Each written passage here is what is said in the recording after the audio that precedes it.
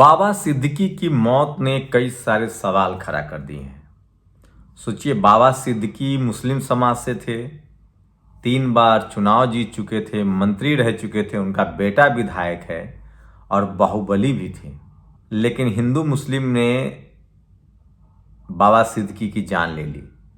जो खबर छन के आ रही है कि लॉरेंस बिश्नोई कोई गैंगस्टर है जो जेल में बंद है। टीवी वाले महिमा मंडित कर रहे हैं कि 700 शूटर है, 11 राज्य है, और जो जिम्मेदारी लेने वाला शख्स है उसने कहा है कि बाबा सिद्दीकी इसलिए मारा गया क्योंकि उसका कनेक्शन दाऊद से था, सलमान से था, शाहरुख से था।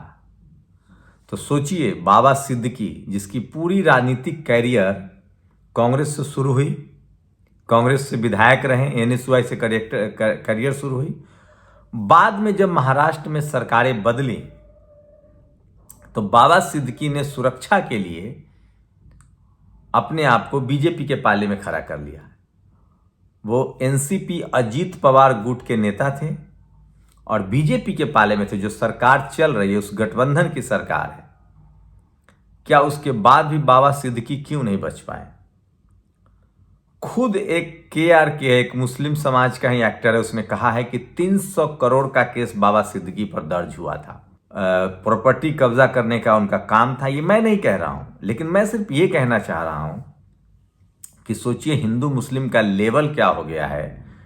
इस देश में मुसलमानों की हत्या हो जाए, बस शर्त इतनी है कि उसको हिंदू मुस्लिम से बना दो। और लॉरेंस बिश्नोई नाम का जो भी ये गैंगस्टर है जो शायद जेल में बंद है, वो ये करने में सफल होता हुआ दिख रहा है। लॉरेंस बिश्नोई ने जो जिम्मेदारी ली है और जो ट्वीट किया है वो डराने वाला है, चौंकाने वाला है।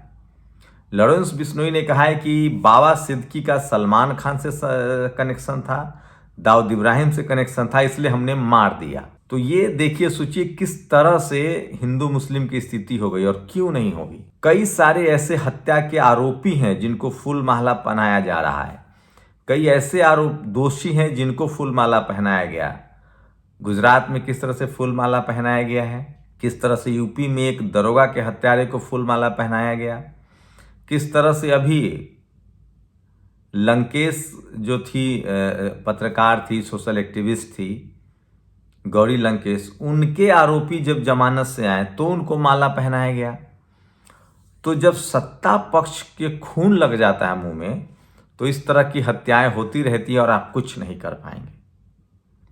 तो बाबा सिद्दीकी की हत्या के पीछे अभी जो थ्योरी आ रही है कि कोई लॉरेंस बिश्नोई है, 3 शूटर थे, 7 दिनों तक रेकी की थी। लेकिन मेरा सवाल यह है कि देखिए किस तरह से हिंदू मुस्लिम हो गया है, किस तरह से मुसलमानों की जिंदगी खतरे में है।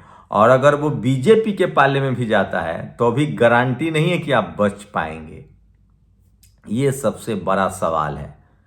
सवाल है कि बाबा सिद्दीकी अगर गैंगस्टर था, बाबा सिद्दीकी फ्रॉड था, 300-400 करोड़ के मालिक था, तो इसकी बाकायदा जांच होनी चाहिए। लेकिन सोचिए, जब व्यवस्था में जाति देखकर इनकाउंटर होने लगे, धर्म देखकर इनकाउंटर होने लगे, तो फिर गैंगस्टर क्यों पीछे रहेंगे? वो भी धर्म देखकर हमले करेंगे, लोगों को मारेंगे और लोग सिंपैथी भी जताएंगे। मुझे लगता है इस देश को बनाना रिपब्लिक नहीं बनना चाहिए और कानून व्यवस्था जो है वो अच्छा रहे, सही रहे। इसके लिए ज़रूरी है कि न्याय हो। बाबा सिद्दीकी को कोर्ट से सजा होती, इन्वेस्टिगेशन एजेंसियां हैं, संपत्ति जब्त करती, लेकिन आप मौत को जिस तरह से ये जो मनुवादी खेमा है वो जस्टिफाई कर रहा है, वो कहीं से भी सही नहीं है। लेकिन सोचिए, बाबा सिद्दीकी के लिए तो फिर भी आवाज उठ रही, क्योंकि वो कांग्रेस खेमे में थे, एनसीपी में थे, देश भर के तमाम फिल्म इंडस्ट्री के लोग, मायानगरी मुंबई की वारदात है, इसलिए ये कहानी लोगों के पब्लिक जहन में है। लेकिन सोचिए, एक दिल्ली यूनिवर्सिटी के पिछड़े समाज से आने वाले प्रोफेसर की कल मौत हो गई। उसको लेकर हिमांशु ने एक लेख लिखा है, मैं उसके बहाने ही कई सारे बात कहूँगा। एक हैनी बाबू हैं, वो भी भीमा कोरेगांव के मामले में 2022 से ही जेल में बंद हैं। उमर खालिद, खालिद सैफी, मीरान हैदर, इन सब के बारे में जानते हैं। अभी एक पिछड़े समाज के दिल्ली यूनिवर्सिटी के प्रोफेसर थे, उनको बाकायदा कोर्ट ने बरी कर दिया था। बाकायदा कोर्ट ने बरी कर दिया था। उसके बाद भी क्या हुआ उनके साथ, वो दर्दनाक आप दास्तान सुनी। दिल्ली यूनिवर्सिटी के प्रोफेसर जीएन साई बाबा निर्दोष थे। उन्हें गिरफ्तार करके जेल में डाल दिया गया। वह विकलांग थे, उनसे व्हीलचेयर छीन ली गई और उन्हें अकेले कमरे में बंद कर दिया गया। उनकी हालत बिगड़ती गई। उन्हें अदालत ने निर्दोष माना और 2 बार बरी किया। सरकार ने उन्हें बहुत बेमन से जेल से रिहा किया, लेकिन जेल में उनकी हालत इतनी बिगाड़ दी गई कि वह बाहर आकर ज़्यादा जिंदा नहीं रह सके। आज उनकी मृत्यु हो गई। आदिवासियों के मानव अधिकारों के मुद्दे उठाने वाले और पूंजीवाद का विरोध करने वाले सामाजिक कार्यकर्ताओं को यह व्यवस्था इसी क्रूरता से मार डालती है। आगे की कहानी सुनिए। दिल्ली विश्वविद्यालय के प्रोफेसर जीएन साई बाबा हैदराबाद के पिछड़े समुदाय से आते थे। बचपन में पोलियो के कारण उनके दोनों पांव काम नहीं करते थे। वह 90% अवाहिज थे और व्हीलचेयर पर रहते थे।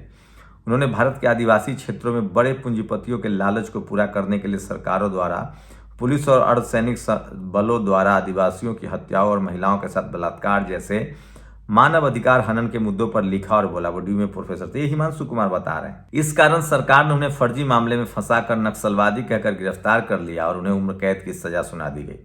जज ने उनको जो अपराध बताया वह अब भी आपको चौंका देगा। जज ने यह नहीं कहा कि उन्होंने किसी को मारा या कोई अपराध किया है। जज ने कहा, इन जैसे लोगों के कारण भारत में निवेश प्रभावित होता है, यानी पूंजीपतियों को नुकसान होता है, इसलिए हम इन्हें सजा दे रहे हैं। सिर्फ उम्र कैद की सजा दे रहे हैं। वैसे मेरा बस चलता तो मैं इनको और भी ज़्यादा सख्त सजा देता। ये जज की भाषा थी। उन्हें जेल की अकेली कोठरी में रखा गया। उनसे व्हीलचेयर छीन ली गई। वह घिसट कर लैट्रिन और पेशाब के लिए जाते थे। इससे उनकी पसलियां उनके सीने मांसपेशियों में घुसने लगी। उनके दोनों हाथ में भी भयानक दर्द देने लगे। उन्हें लंबे समय तक इलाज नहीं करने दिया गया। जहां राम रहीम और आसाराम जैसे बलात्कारियों को पैरेल मिल जाता है, ये लोग दोषी हैं, वहां प्रोफेसर जीएन साई बाबा को कई बार आवेदन के बाद भी पैरोल नहीं दिया गया। उन्हें महाराष्ट्र हाईकोर्ट ने रिहा कर दिया था, लेकिन सरकार ने उन्हें जेल से बाहर नहीं आने दिया। उन्हें रिहा करने वाले जज ने विरोध में इस्तीफा दे दिया, लेकिन सरकार पर कोई फर्क नहीं पड़ा। उन्होंने दोबारा अदालत ने रिहा किया और सरकार ने उन्हें बेमन से रिहा किया। उनकी नौकरी छीन ली गई। वे बीमार थे। उन्हें अस्पताल जाने के लिए गाड़ी की जरूरत होती थी। क्योंकि व्हीलचेयर साथ ले जानी होती थी, इसलिए उनके पास गाड़ी नहीं बची थी। वे भयानक आर्थिक संकट में डूब गए। वे दिल्ली से हैदराबाद अपने जन्म स्थान लौट गए ताकि परिवार और रिश्तेदारों की मदद से अपना इलाज करा सकते हैं। कल अस्पताल में उनकी मृत्यु हो गई है। मृत्यु एक सरकारी हत्या है। आदिवासियों के मानव अधिकारों के लिए आवाज उठाने वाले पढ़े लिखे नागरिकों को फर्जी मामले में फंसाना, अदालत के आदेश के बाद भी उसे रिहा न करना, उसे पूंजीपतियों के फायदे के लिए सजा सुना देना और फिर जेल में जानबूझकर उसे मरने की कगार पर ले आना, यह सब हत्या में ही शामिल है। प्रोफेसर जीएन साई बाबा का मामला सरकार और संवैधानिक संस्थाओं के एक अपराधी की तरह मिलकर काम करने और उनके वर्तमान स्वरूप का पर्दाफाश करता है। यह स्थिति हम सभी नागरिकों के लिए चिंता का विषय होना चाहिए। हमें ऐसा लोकतंत्र नहीं चाहिए जो अपने निर्दोष नागरिकों की हत्या करे।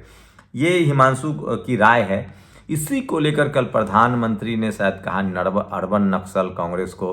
उसके बाद खड़गे ने कहा कि बीजेपी आतंकवादी पार्टी है। हैनी बाबू ओबीसी समाज से आते हैं, रिजर्वेशन के पक्के पैरोकार थे, दिल्ली यूनिवर्सिटी में थे। उनको भी यलगार परिषद वाले मामले में, जो पुणे में जो भीमा कोरेगांव में हिंसा हुई थी, उस मामले में बहुत सारे लोगों को जेल में डाला गया। उनको भी जेल में डाला गया। अभी भी शायद जेल में ही है या जमानत हुई, जानकारी अभी नहीं है। लेकिन सोचिए कि किस तरह से टॉक्सिक है दलित पिछड़ों के लिए, कितना माहौल।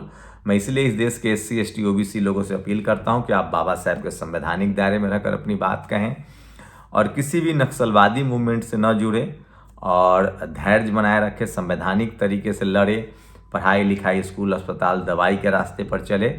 और सोचिए किस तरह से, चाहे वो हैनी बाबू हों या फिर ये साईं बाबा हों, इन सब को नक्सलवादी कहकर जेल में डाल दिया गया। तो आप सावधान रहिए, सचेत रहिए।